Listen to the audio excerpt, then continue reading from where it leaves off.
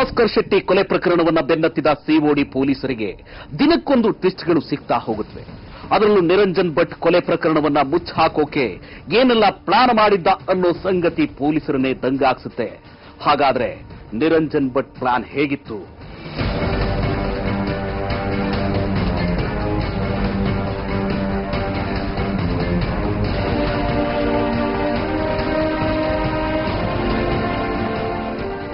COD ಪೊಲೀಸರು ನ್ಯಾಯಾಲಯಕ್ಕೆ ಸಲ್ಲಿಸಿರೋ charge ಶೀಟ್ನಲ್ಲಿ ನಿರಂಜನ್ ಭಟ್ ಮಾಸ್ಟರ್ ಮೈಂಡ್ ಅನ್ನೋದರಲ್ಲಿ ಎರಡು ಮಾತಿಲ್ಲ.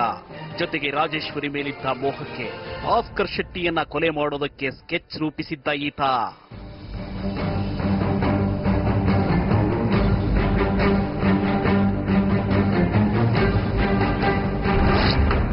ಜೈಲಿಗೆ ಹೋಗಲು ಹೊಸ ಡೀಲ್. ಹತ್ಯೆಯ ಮರುದಿನ ಈ ನಿರಂಜನ್ ಭಟ್ ಮುಂಬೈನ ಸತೀಶ್ ಪೂಜಾರಿ ಎಂಬ ಆತನಿಗೆ ಫೋನ್ ಮಾಡ್ತಾನೆ. ನನಗೆ ಗೊತ್ತಿರೋ ತಾಯಿ ಮಗ ತೊಂದರೆಯಲ್ಲಿದ್ದಾರೆ, ಅವರ ಮೇಲಿರೋ ಆರೋಪ ಒಪ್ಪಿಕೊಂಡು ಜೈಲಿಗೆ ಹೋಗೋ ವ್ಯಕ್ತಿಗಳಿದ್ರೆ ಹೇಳು, ಡೀಲ್ ಮಾಡೋಣ ಅಂತ ಹೇಳ್ತಾನೆ. ಹಾಗೆ ಜೈಲಿಗೆ ಹೋಗೋ ವ್ಯಕ್ತಿಗಳಿಗೆ ಉಡುಪಿಯಲ್ಲಿ ಮನೆ ನೀಡೋಕು ಸಿದ್ಧ ಎಂದಿರ್ತಾನೆ.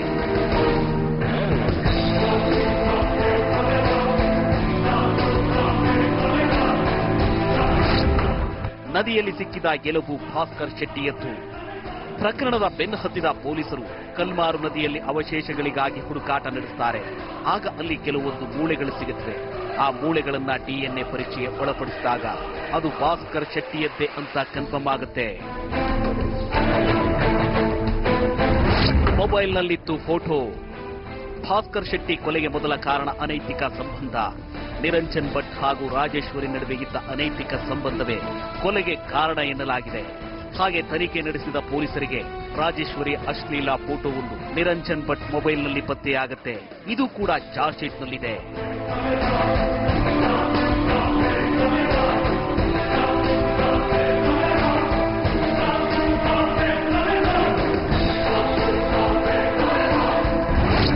ಮಗ ನವನೀತ್ಗೆ ತಂದೆ ಮೇಲಿತ್ತು ದ್ವೇಷ. ಭಾಸ್ಕರ್ ಶೆಟ್ಟಿ ಜಮ್ಶಿದ್ ಎಂಬುವರ ಜೊತೆ ಸಂಪರ್ಕ ಇರುತ್ತೆ.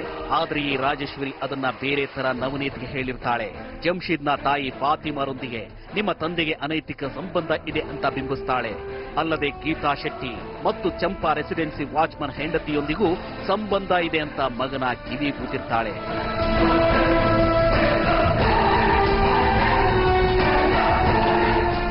ಹಾಗೆ ಗಂಡನ ವಿರುದ್ಧವೇ ಮಗನನ್ನ ಎತ್ತಿ ಕಟ್ಟಿದ್ದ ರಾಜೇಶ್ವರಿ ದಿನೇ ದಿನೇ ಆತನ ಮೇಲೆ ಸಿಟ್ಟು ಬರುವಂತೆ ಮಾಡ್ತಾಳೆ. ನಿರಂಜನ್ ಜೊತೆ ಆಸ್ತಿ ಎಂಜಾಯ್ ಮಾಡಬಹುದು ಅಂತ ಪ್ಲಾನ್ ಮಾಡಿದ ರಾಜೇಶ್ವರಿ ಸದ್ಯ ಜೈಲಿನಲ್ಲಿ ಕಂಬಿ ಎಣಿಸ್ತಿದ್ದಾಳೆ.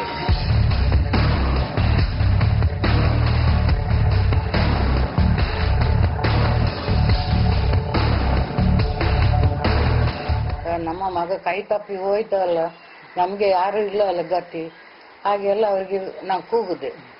ಅವರು ಹೇಳಿದ್ರು, ನೀವು ಏನು ಚಿಂತೆ ಮಾಡಬೇಡಿ, ನಿಮಗೆ ಎಲ್ಲ ನಿಮ್ಮ ಮಗ ನಿಮಗೆ ಅಣ್ಣಗೆ ಮಾಡಿಟ್ಟು ಹೋದ್ರು, ನೀವು ಏನು ಚಿಂತೆ ಬಿಡಬೇಡಿ, ನೀವು ಮಗ ಎಲ್ಲರಿಗೆ ನಿಮಗೆ ಒಳ್ಳೆ ಮಾಡಿ ಹೋದ್ರು, ಅವಳು ಮಾಡಿದ ಕರ್ಮ ಅವಳು ಈಗ ಅನುಭವಿಸುತ್ತಲ್ಲ, ಅವಳು ಹೀಗೆ ಬಿಡ್ಲಿಕ್ಕೆ ಆಗ ಅವಳು ನಿಮಗೆ ನನ್ನ ಶಿಕ್ಷೆ ಆಗ್ಬೇಕು ಅವಳಿಗೆ, ಹಾಗೆ ಎಲ್ಲ ಹೇಳಿದ್ರು.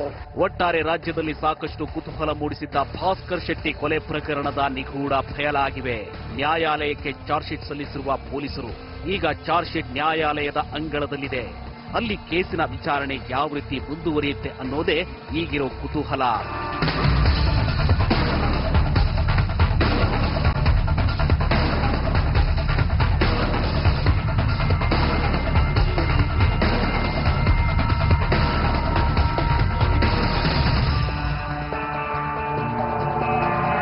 ನೋಡಿದರೆಲ್ಲ ರಾಜ್ಯವನ್ನೇ ಬೆಚ್ಚಿ ಬೀಳಿಸಿದ್ದ ಭಾಸ್ಕರ್ ಶೆಟ್ಟಿ ಕೊಲೆ ಪ್ರಕರಣ ಹೇಗೆಲ್ಲ ಟ್ವಿಸ್ಟ್ ಪಡೆದುಕೊಂಡಿತ್ತು ಅನ್ನೋದನ್ನ.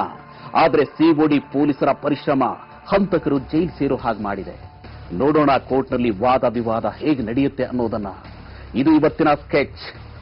ಈಗ ಜನಶ್ರೀ ಫೋಕಸ್ ಟೈಮ್.